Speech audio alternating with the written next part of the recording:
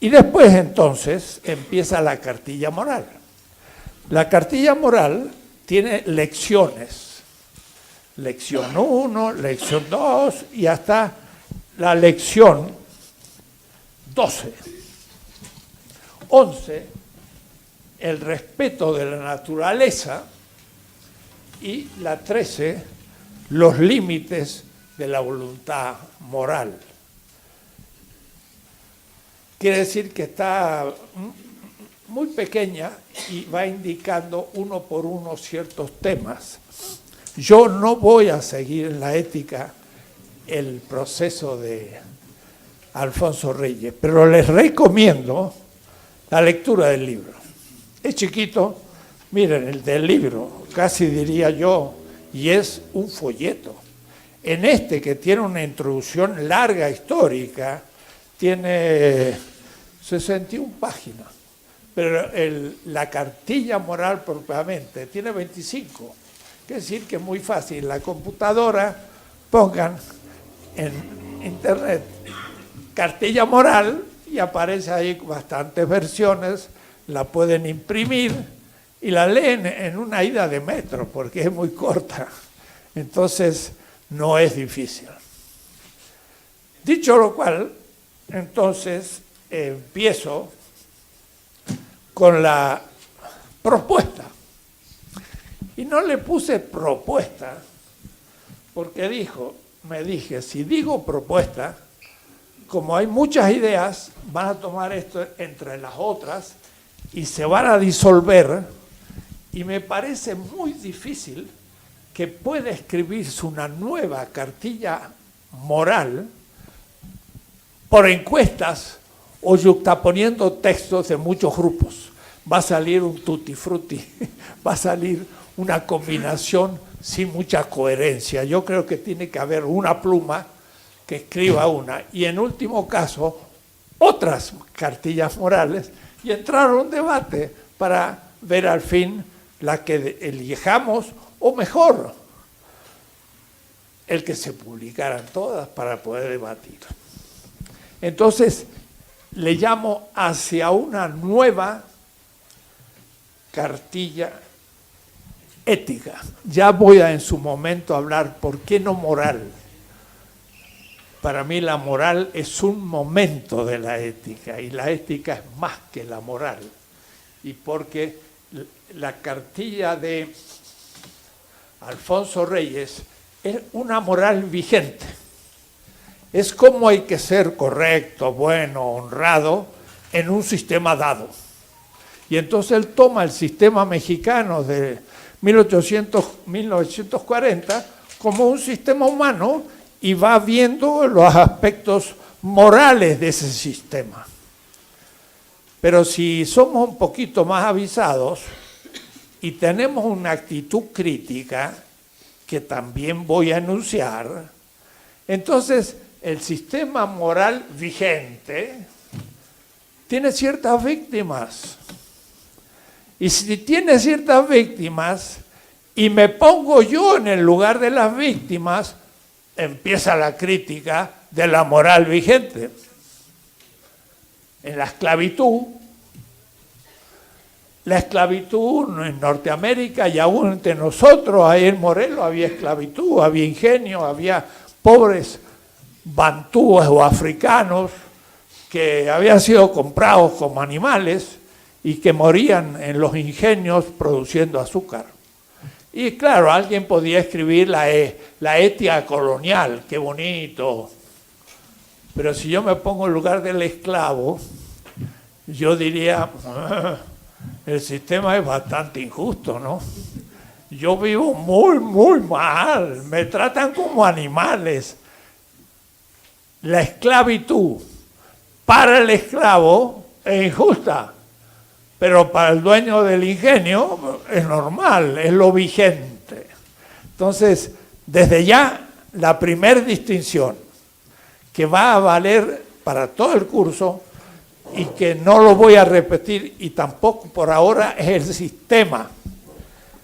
Todo sistema ético moral, que lo voy a representar con un círculo, es un sistema moral. Pero ese sistema moral puede ser criticado desde las víctimas de ese sistema. Si el sistema es la esclavitud, qué bonito el ingenio. El otro día estuve en un ingenio ahí en Morelos, unas paredes gigantescas, bellísimo, se hace una hacienda, un hotel y unas decoraciones, y uno dice, qué bárbaro, ¿no? La época colonial, qué linda arquitectura, es lo vigente, es lo dado. Pero me pregunto después, ¿y esas paredes de 1,50 m de ancho, quién las hizo? Lo hicieron los indígenas de Morelos, porque eso era, primero que nada, fue una encomienda. ¿Y cuánto le pagaron por hora a esos indígenas? Nada, nunca, no hubo salario. La encomienda era trabajo gratis para el indio, y para el señor una espléndida hacienda después. Entonces, si yo miro la pared desde el indio, que deja su sangre entre piedra y piedra, digo, qué bella pared. Y la miro más cerca y digo, está manchada de sangre. Qué horrible pared. Dos miradas. La moral dice, qué bonita hacienda. La ética es la crítica a la moral vigente, dice, pero acá hay una injusticia. Los españoles dominaban a los indios. Peor. Luego compraron negros esclavos. ¿Y esos esclavos? ¿De dónde venían? ¿Quiénes eran? Eran campesinos como los nuestros, campesinos africanos, que estaban en las costas del África, que tenían mujer, hijos, tradiciones también milenarias, porque el Egipto también viene de allá y todo. Y esos los agarraron los negreros, que eran algunos portugueses o ingleses o holandeses, pero otros eran africanos también, que cazaban a los campesinos de otros pueblos africanos y se los vendían a los ingleses, portugueses y demás en las costas del África. Y el pobre campesino que trabajaba en su tierra, era feliz en el África, un día se encontró en un barco negrero, acollarado con hierro y metido ahí en el África del Occidente, a Cuba, a Brasil o al sur de Estados Unidos como esclavo. Y dice, esclavo yo, si yo soy un campesino libre, tengo mi cultura, tengo mis tradiciones, usted es un esclavo. La esclavitud, desde el punto de vista del esclavo,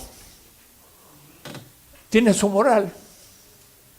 Porque la esclavitud dice, yo lo pagué y esa es mi propiedad, según la moral burguesa, moderna. Es mi propiedad. Y si se escapa, ¡pam!, lo agarro y lo ato en la columna, que en Bahía, Brasil, se llama el Peleirinho, que está en el centro de Bahía, una ciudad, y lo ataban al pobre africano a una columna de mármol y le daban 50 azotes y lo dejaban medio muerto porque había huido del ingenio.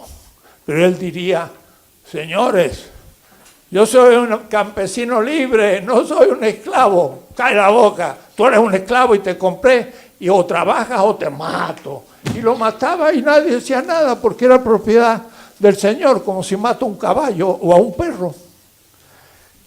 Si veo desde la víctima la moral del sistema, entonces surge la ética. Voy a llamar ética la crítica a la moral. Entonces la cartilla ya no va a ser la cartilla moral, va a ser la cartilla ética de los oprimidos en cada etapa histórica. ¿Quiénes son los oprimidos en la cuarta transformación? Ya lo veremos. Y veremos quiénes en la tercera y en la segunda y en la primera. Y antes, en la época colonial, que fue anterior a la primera transformación republicana. Y vamos a ver lo que significa la conquista y todo eso que todavía lo vivimos. Ustedes dirán, ¿la conquista la vivimos? Por supuesto.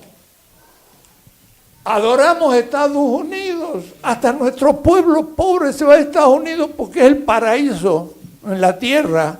Quiere decir que aman Estados Unidos más que México. Quiere decir que tienen en su mente el paraíso de Estados Unidos y la patria es el infierno. Coloniales.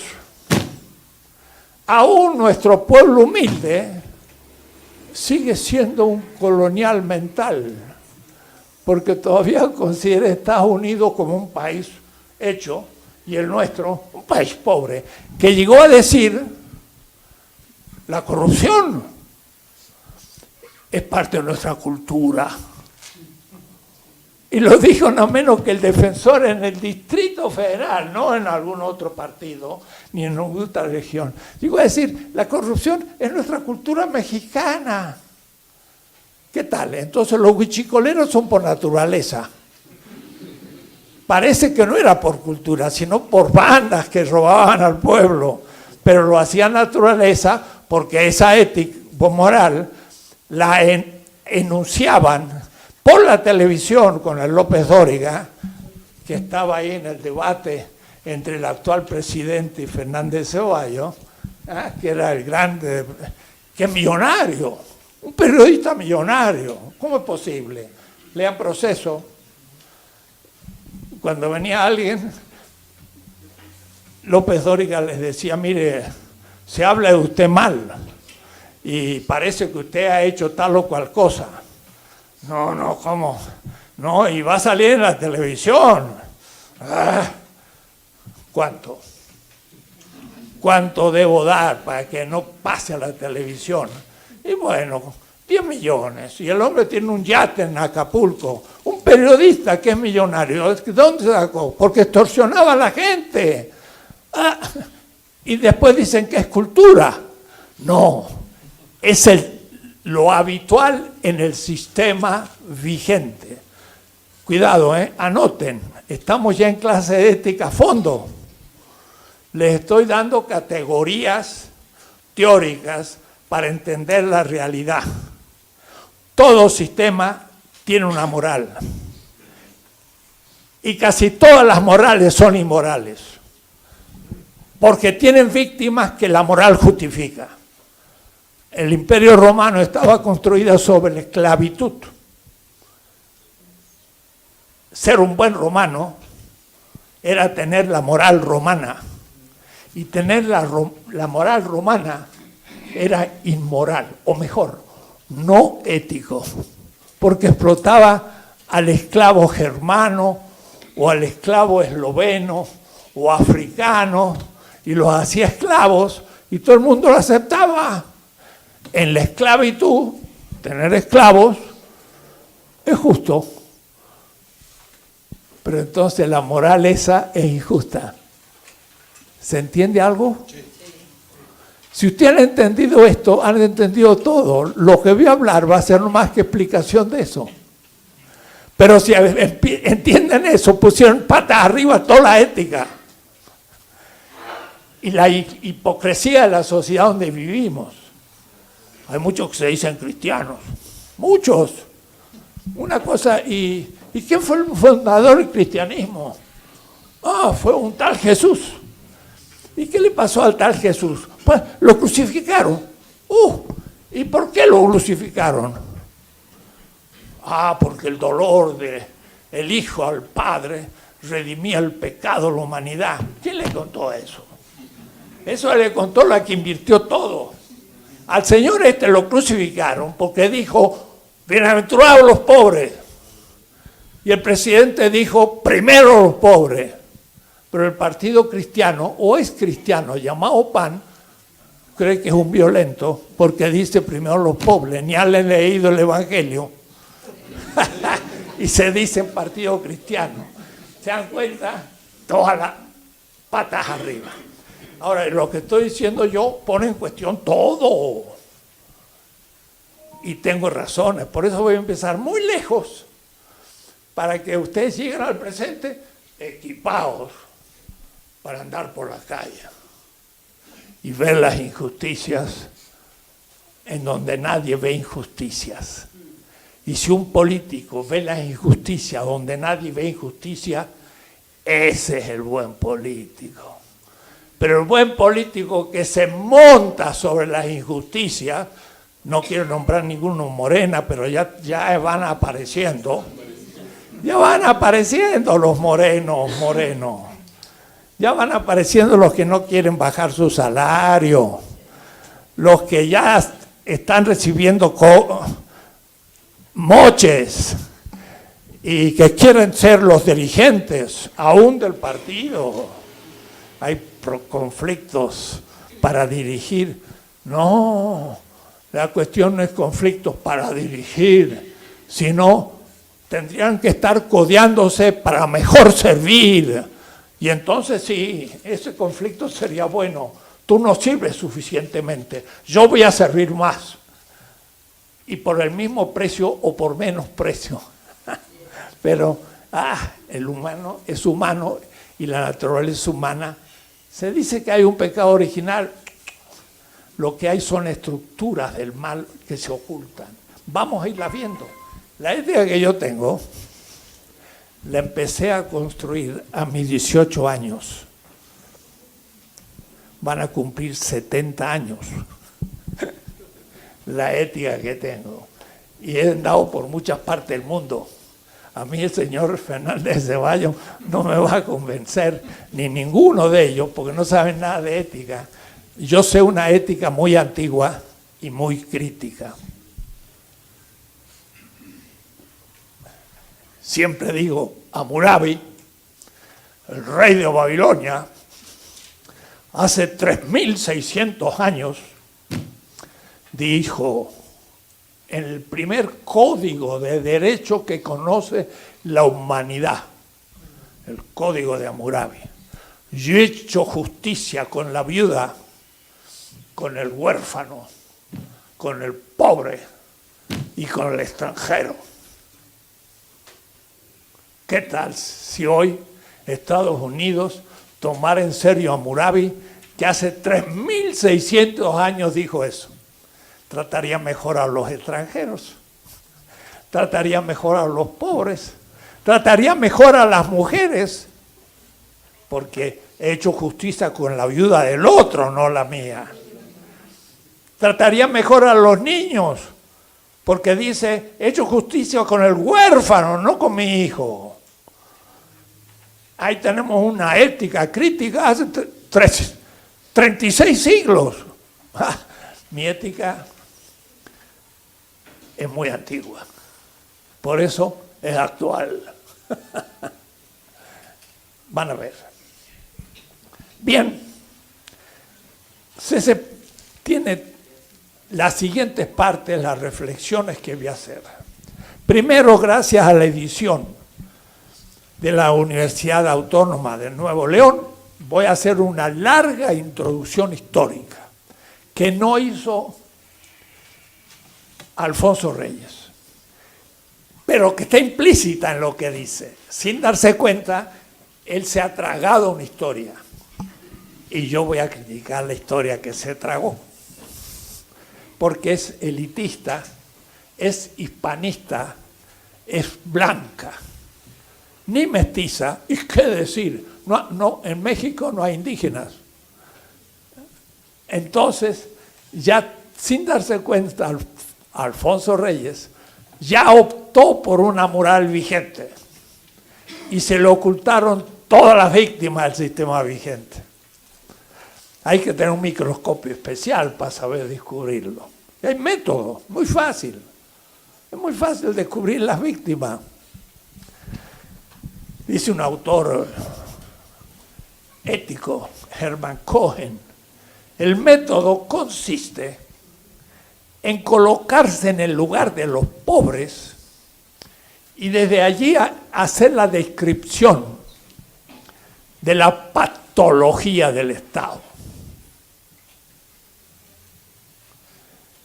Si ustedes vienen a México como extranjeros y se suben a un camión que muestra la Ciudad de México para hacer una vuelta por Santa Fe, por todas las partes bonitas de México, y usted dice, ¡oh, qué bonito México! Tiene una arquitectura maravillosa, de árboles, qué buenas las calles, la gente, qué bonito México.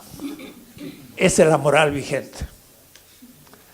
Ahora, si usted fuera crítico, hiciera una nueva compañía que dijera, compañía para turistas críticos.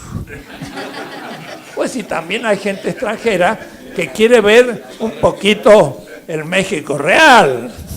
Entonces se sube al camión y agarra para el otro lado y se mete en Ecatepec y en Iztapalapa.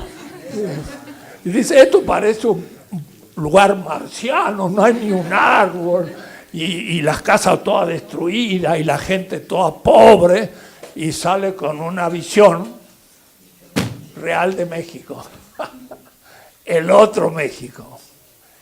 Ese es el que ve el ético, y ese es el que vio ese joven dirigente, que no importa si era del PRAN o del Partido Comunista o de quién, vio la gente, y estaba junto a ella todo el día, y los mismos campesinos le llamaba la atención lo temprano que se levantaba el joven de 23 años que estaba trabajando con ellos, enviado por un candidato del PRI en su patria chica.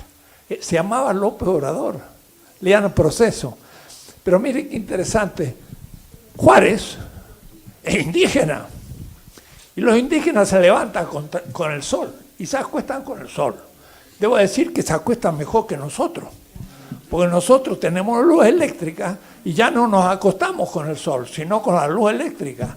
Y nos levantamos antes del sol muchas veces. Es decir, trabajar de sol a sol es mejor que trabajar de lamparita eléctrica a lamparita eléctrica. Pero los indígenas se levantan con el sol y se acuestan con el sol. Entonces, Juárez era tempranero también.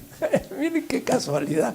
Entonces, eso de a las 6 de la mañana empezar a trabajar es propio del indígena de Juárez y de este otro joven que aprendió eso no sé dónde, si en su casa o en sus compromisos políticos, pero muestran ya su carácter. Bien, entonces, veamos un poco la historia de México, pero desde la Cuarta Transformación. No significa que va a ser la historia de la Cuarta Transformación, sino desde el horizonte de la historia mundial, cómo surge en la historia mundial América Latina, y en América Latina cómo surge México, porque da la casualidad que México en América Latina tiene también una posición muy particular, y entonces denota su presente por su pasado. Para anticiparme, el ser humano llegó desde el Asia, desde el extremo oriente del extremo oriente, caminando por los hielos polares, y de ahí fue bajando a América hace unos 30.000 años, mucho tiempo, y llegó al polo al sur, allá por Chile, la Tierra del Fuego, hace unos 12.000 años. Eso los arqueólogos lo saben, porque los esqueletos tienen fecha.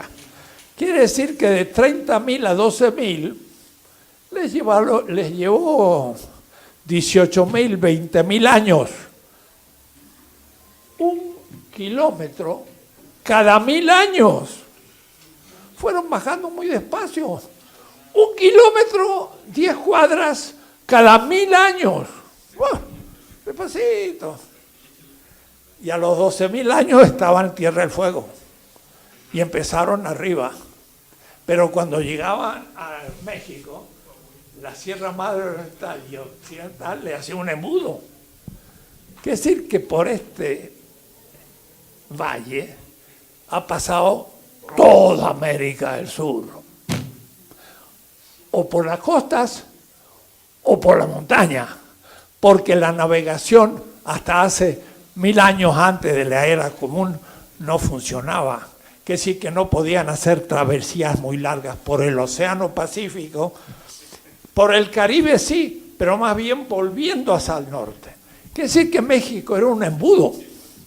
Por acá pasó todo el mundo. Pasaron todos los que van a ser el imperio inca, los tupis guaraní, Brasil, los onas y los acaluf del sur de Chile, todos pasaron por acá. Hace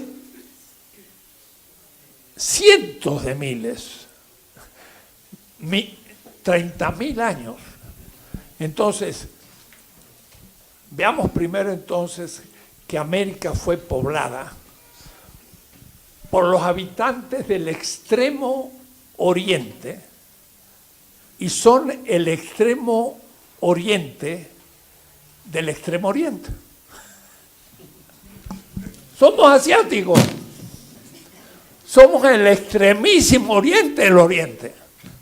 Somos los que se cayeron del mapa por Bering, pero aterrizaron en lo que es Alaska y Canadá. Y los esquimales tienen un pie en Siberia y un pie en Alaska. Son los que se quedaron ahí porque ya empezaron la presencia de la conquista que paró las inmigraciones. Entonces, miren qué notable. Somos asiáticos. Y somos asiáticos hasta genéticamente. No es un asunto simbólico, es genética. Los genes de nuestros pueblos originarios son en 70% de Eurasia, no de Europa, del Asia. De Europa no podían venir, el Atlántico estaba cerrado.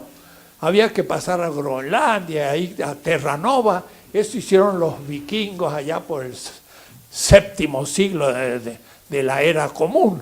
Pero era muy complicado, había que tener buenos barcos. Y eso ya supone mucho. En cambio, lo otro eran los glaciares, hacían caminos, y los indígenas aprendieron a caminar sobre los hielos y fueron llegando. Somos asiáticos, por parte de madre, digo yo, porque la madre de América Latina es la indígena, es Malinche. Porque el español se casará con una indígena. Y el mestizo, que es la mayoría de la población, tiene por madre a una indígena y por padre a un español. Blanco uno, indígena el otro. Bueno, van a ver ustedes qué historia supone eso. Es decir, que el mestizo va a ser una combinación histórico mundial fenomenal, pero vamos despacio.